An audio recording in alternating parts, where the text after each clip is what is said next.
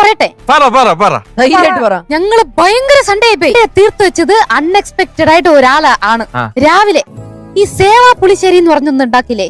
ശരി, എന്തോ പുളിശ്ശേരി.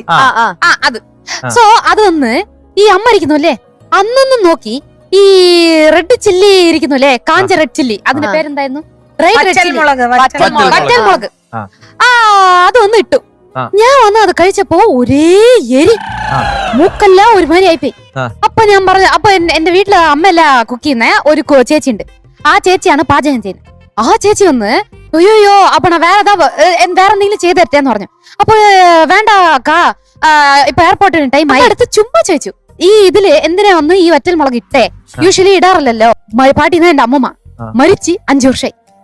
അമ്മൂമ്മ ആ പാട്ടി ഉണ്ടാക്കിയത് നന്നായിട്ടുണ്ടായിരുന്നു, നിപ്പ എന്താ കഴിച്ചാ കുഴപ്പമെന്ന് പറഞ്ഞു. ഈ അമ്മയുടെ മകളാന്ന് അമ്മ മറന്നു. ഭയങ്കര ഇത് വരാൻ ഞാൻ കരഞ്ഞു.